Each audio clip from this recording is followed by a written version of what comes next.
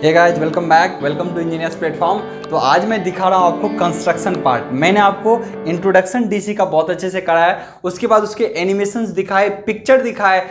I hope यहाँ तक कोई दिक्कत नहीं रहा होगा, पर उसके बावजूद मैं चाहता हूँ कि लैब का एक्सपीरियंस मिले यहाँ पे, और लैब जैसा आपको पता चले एक्चुअली में प्रैक्टिकली कैसा होता है ना। तो दिखा रहा हूँ। एक मैंने आज डीसी मोटर लिया हुआ है ना, ये डीसी मोटर है ना। अब इसमें से देखिए कि क्या क्या कंस्ट्रक्शन पार्ट, आई होप कि आपको कोई दिक्कत नहीं रहा होगा, फिर भी कंस्ट्रक्शन पार्ट के लिए बता दूं। तो देखिए, ये हमारा स्टेटर का पार्ट है, ये रुका हुआ हिस्सा है, इसी पे फील्ड की हमारी वाइंडिंग होती है। और एक एक चीज मैं बता देता हूं, ये हमारे ब्रश के लिए होते हैं सेगमेंट, इससे ब्रश अटैच है। देखिए ब्रश अटैच है, ये ब्रश को स्प्रिंग से दबाया जाता है। देखिएगा, एक एक चीज को मैं बता देता हूं आपको, एक एक चीज यहां पे एक्सप्लेन कर देता हूं। देखिएगा, एक एक चीज को देखना है। ये हमारा क्या है, आर्मेचर। ये क्या है जी, आर्मेचर। देखिए आर्मेचर हमने बोला, पहले एक एक चीज को बारीकी से समझिए। DC machine classified into mainly two parts, rotating part and stator part, है ना, रुका हुआ हिस्सा और घूमने वाला हिस्सा। ये मोटर का घूमने वाला हिस्सा है और ये मोटर का रुका हुआ हिस्सा है, ठीक है ना। अब समझिएगा, यहां पर समझिएगा इस चीज को। ये सेक्शन क्या करता है, घूमता है, और ये रुका हुआ रहता है स्टेटर पार्ट। स्टेटर जो गोल सा आप देखते थे ना, ये चारों तरफ से घेरा मारा हुआ, उसके अंदर पोल रख देते थे। तो देखिए, पोल का निर्माण यही करता है, इसका वाइंडिंग। क्योंकि हम परमानेंट पोल का बहुत छोटे मोटर के लिए यूज करते हैं, परमानेंट पोल मैग्नेट। अदरवाइज जो भी मोटर होता है, थोड़ा भी रेंज जिसका बड़ा होता है, उसमें हम तुरंत पोल बनाने के लिए कभी भी क्या करते हैं, हमेशा इस टाइप का फील्ड का उपयोग करते हैं, ताकि ये चुंबक बना दे, ये चुंबक बना देते। एन पोल और एस पोल हो गया। देखिए इसका शेप भी कैसा होता है, देखिए ये देखिए इस टाइप का होता है, पोल शू इसी को बोलते हैं। इसी पे वाइंडिंग अटका रहता है, ताकि देखिए इस तरीके का अरेंजमेंट होता है, ताकि इस पे अटका रहे। इस तरह का अरेंजमेंट कर्व साइज का रहता है, वो कंस्ट्रक्शन मैंने आपको दिखाया था, अटका रहे। अगर प्लेन होगा तो किस पे टिकेगा, तो ये यहाँ पे देखिए इंसुलेशन हर जगह यूज की जाती है। ये भी इसका इंसुलेशन है ना, ये भी क्या इसका इंसुलेशन है। अब मैं चर्चा कर लेता हूं एक एक चीज को, देखिएगा। तो ये हमारा क्या हो गया, स्टेटर। ये क्या हो गया, स्टेटर। स्टेटर पे कौन बिल्ड होते हैं, पोल। स्टेटर पे कौन बिल्ड होते हैं, पोल। और जो बाहर से कवर देखते हो वो तो इसका बॉडी होता है, टीने का बना होता है, चदरा का, प्लास्टिक के बनाते हो चलेगा। लेकिन अब कोई कहे सर ये पोल जब बनाते हैं तो ये पोल जो होता है, ये पूरे आयरन का क्यों पूरे बना देते हैं, इतना देर पोल होना चाहिए। तो ये देखिए, जब अपन फ्लक्स को गुजारते हैं ना, समझिएगा, जब ये फ्लक्स है, ये फ्लक्स, ये पोल बना एन, ये बना एस, तो फ्लक्स कहाँ से जो गुजरेगा, यहाँ से यहाँ गुजरेगा, और इसी को ना हमारा आर्मेचर कंडक्टर कट करेगा। देखिएगा बारीकी से, इसी को हमारा आर्मेचर कंडक्टर कट करेगा ना, वो फ्लक्स को कट करेगा।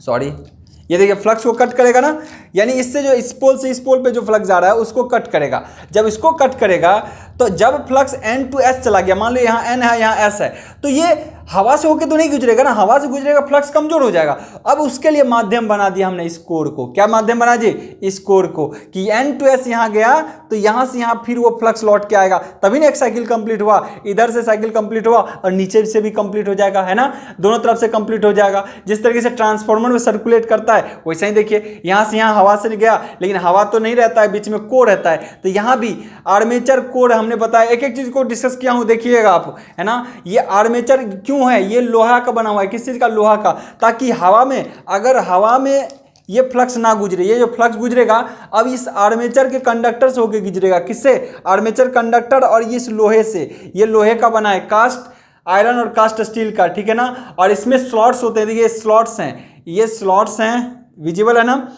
ये स्लॉट्स हैं जिसमें कंडक्टर क्या करते हैं, हम भर देते हैं, कंडक्टर की वाइंडिंग की जाती है। अब बारीकी से एक एक चीज को मैं डिस्कस करता हूं, समझिएगा। सबसे पहले हमने बोला आर्मेचर के स्टेटर का। तो स्टेटर क्लियर है, स्टेटर पार्ट क्लियर है, क्लियर। और स्टेटर क्या करता है, रहने की व्यवस्था उपलब्ध कराता है, किसके, फील्ड वाइंडिंग की। ये क्या है, फील्ड वाइंडिंग। क्योंकि सर इतना तार क्यों, क्योंकि मैंने मिक्सी का उठा लाया है। मिक्सी में टैपिंग सीरीज कंट्रोल होते हैं, फील्ड में कुछ कुछ जगह पे तार निकाल जाते हैं कि फील्ड कम होगा तो स्पीड बढ़ेगा मिक्सी का, और टर्नों की संख्या फुल होगी तो स्पीड घट जाएगा। तो ऐसा अरेंजमेंट की जाती है। तो वो तो अलग चीज़ें हैं, वो हम स्पीड कंट्रोल मोटर में देखेंगे एक एक चीज़ को। यहाँ पे और समझिएगा। तो आपको स्टेटर सेक्शन क्लियर। स्टेटर क्या करता है, पोल को रहने की व्यवस्था प्रदान करता है, यानी फील्ड वाइंडिंग को रहने की व्यवस्था उत्पन्न करता है। दूसरा स्टेटर क्या काम है, जो फ्लक्स गया है उसको क्लोज पाथ देने का काम करता है। देखिए यही स्टेटर है, ऐसे नहीं बाहरी बॉडी को समझ लो जो टीना का बना होता है, वो नहीं, ये यही है मेन। अब देखिए ये भी अगर देखेंगे ना तो पतले पतले सेक्शन का ये कटिंग सेक्शन है। ये अगर आप अच्छे से देखेंगे ना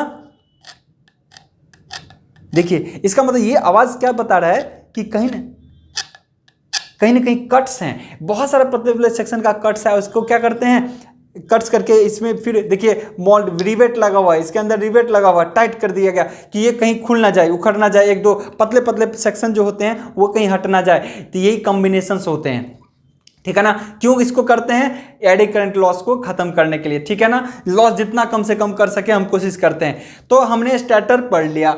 फील्ड देखिए, अगर फील्ड वाइंडिंग की बात करें तो यही है, वाइंडिंग के थ्रू पोल बनाते हैं, कभी परमानेंट पोल का यूज नहीं करते। बहुत छोटे मोटर के अंदर परमानेंट पोल का उपयोग होता है, लेकिन बड़े मोटर के अंदर परमानेंट पोल का उपयोग नहीं होता है, ठीक है ना। क्यों? क्योंकि उसकी प्रॉपर्टी होती है, वो लंबे समय के बाद अपने फ्लक्स की जो प्रोड्यूस करने की क्षमता होती है उसको क्या करता है? डिक्रीज करता है, ठीक है। चलिए, तो फील्ड भी आपने देख लिया, ठीक है। और यही फील्ड होता है कि सीरीज शंट जो आगे टाइप बढ़ेंगे ना, आगे जो टाइप बढ़ते हैं, इसी में क्या करेंगे, इसका कनेक्शन इस आर्मेचर के अगर सीरीज से कर देंगे, इसका कनेक्शन जो ब्रश से निकलेगा तार, इसका सीरीज से कर देंगे तो सीरीज कहलाएगा। और इसी के तार के दो तार को इसके पैरेलली कर देंगे तो कहलाता है पैरेलल। तो वो सब चीज़ें हम देखेंगे आगे, ठीक है ना। अब देखिए कंस्ट्रक्शन में पहले क्लियर कर देता हूँ। दो चीज़ हो गया। तीसरा हमने बोला क्या होता है इसमें? आर्मेचर। आर्मेचर देखिए यही है, किस पे है? रोटेटिंग सेक्शन पे। आर्मेचर किस पे है? रोटेटिंग सेक्शन पे, है ना। और इस पे ये लगा, इसके सहारे से ये रोटेट कर रहा होता है। देखिए ये बाहरी चीज होता है, एक ऐसा शाफ्ट होता है जिस पे घूमता है। ये तो बेचारा स्थिर रहेगा, ये बेचारा स्थिर रहेगा, पर ये घूमता है। अब कहोगे सर ये बगल में क्या है, तो इसके बारे में भी चर्चा करेंगे। कार्बन का ब्रश इसी कम्यूटेटर सेगमेंट पे लगा रहता है, यही घिसता है। अभी एक एक चीज की चर्चा होगी। और कहाँ रख दिया मैं? हाँ, ब्रश नीचे है, ठीक है ना। अब यहाँ पे अब ये है हमारा आर्मेचर। आर्मेचर के अंदर जो वाइंडिंग होती है वो आर्मेचर वाइंडिंग कहलाती है। देखिएगा, अब एक एक चीज को देखिएगा। ये हमारा आर्मेचर। आर्मेचर के अंदर जो भी वाइंडिंग की जाती है इस स्लॉट में, वो है आर्मेचर की वाइंडिंग। इसके अंदर दो तरह की वाइंडिंग होते हैं, एक लैप वाइंडिंग, दूसरा वेव वाइंडिंग, ठीक है। अब समझिए, आर्मेचर का हर एक कंडक्टर का कनेक्शन किसके साथ है? कम्यूटेटर सेगमेंट के साथ। कम्यूटेटर सेगमेंट कई भागों में पतले पतले स्पीड के साथ बटा हुआ। देखिएगा एक बीच में माइका इंसुलेशन इसी को बोला जाता है। माइका पूरे इंडिया जो है, पूरे वर्ल्ड का 90% प्रोडक्शन करता है। माइका यही करता है क्या? इन दोनों के बीच का, ताकि प्लस माइनस आपस में शॉर्ट ना कर जाए। क्या करे? शॉर्ट ना कर जाए। तो भाई ये होता है। अगर हम मोस्टली पढ़ाई में पढ़ते हैं तो मैं कम्यूटेटर को दो हिस्से में बांटते हैं, लेकिन ये जरूरी नहीं है। वाइंडिंग के आधार पर कम्यूटेटर का सेगमेंट बढ़ता चला जाता है। तो कम्यूटेटर किस चीज का बना होता है?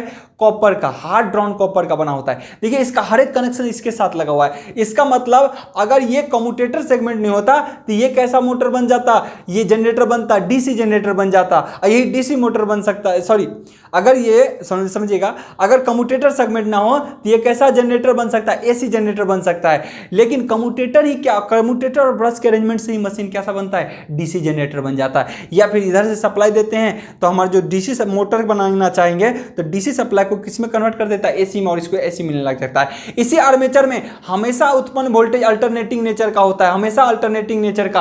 अल्टरनेटिंग नेचर मतलब हमेशा आप ऐसा ही वेव मत समझिएगा, ऐसा ही वेव मत समझिएगा, ऐसा ही, क्योंकि इसका वेव से पोल ऐसा डिजाइन करते हैं कि ऐसा नेचर का बनता है। कैसा? ऐसा, ठीक है ना। ये ध्यान है, तो उसको भी अल्टरनेटिंग नेचर ही बोलेंगे, ठीक है ना।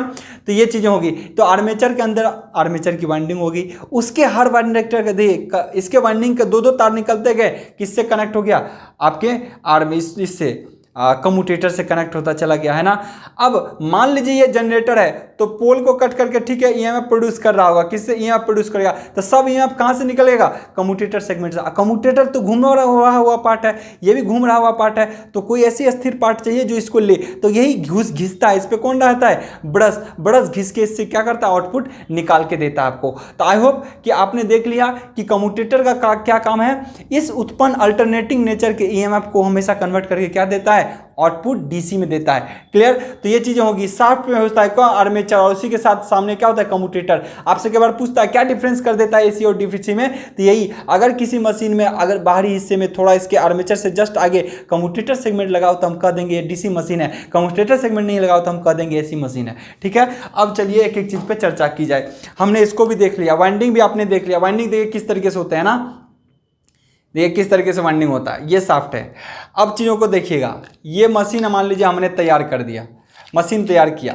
अगर ये जनरेटर होगा, हमने बोला कि डीसी जनरेटर और मोटर हमेशा एक ही जैसा होता है। अगर सप्लाई इनपुट डीसी सप्लाई देंगे तो मोटर जैसे काम करेगा, और इनपुट में मैकेनिकल शाफ्ट घुमाएंगे, ये एनर्जी दे रहा हूँ, मैकेनिकली एनर्जी। अगर इसको घुमाऊंगा तो ये इस फील्ड को कट करेगा कौन? आर्मेचर की वाइंडिंग। देखिए इस पोल द्वारा उत्पन्न फ्लक्स को कट कर कौन कर रहा है? Armature winding.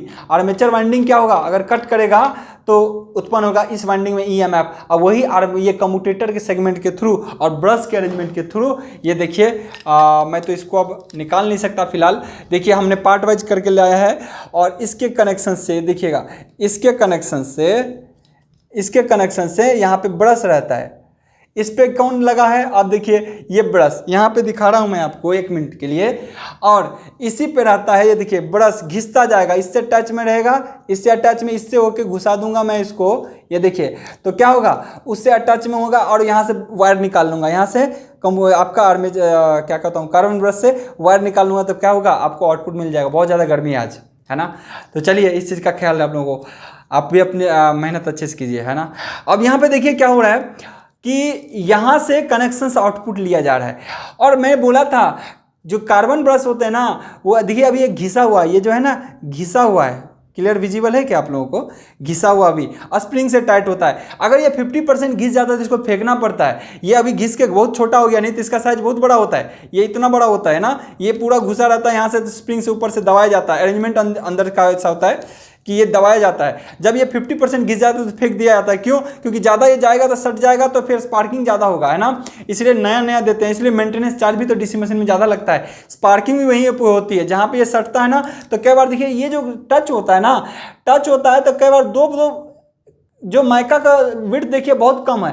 माइका का विड्थ देखिएगा ना, ये गैप जो कम है और कम्यूटेटर सेगमेंट ज़्यादा है, तो कई बार दोनों को स्पार्क करता है। इसी के लिए स्पार्किंग भी यहीं पे होता है ना, मोटर के अंदर, जनरेटर के अंदर स्पार्किंग भी होता है। इसी को बोला जाता है कम्यूटेशन, इसको बोला जाता है स्पार्किंग को कम्यूटेशन, जो आगे हम डिस्कस करेंगे मशीन के अंदर। कम्यूटेशन ही ऐसा प्रॉब्लम होता है जिसके कारण बड़े साइज का कभी ना तो मोटर बनाए जा सकते हैं, ना कभी जनरेटर बनाया जाता है। हमेशा छोटे साइज का मोटर जनरेटर का डिजाइन किया जाता है।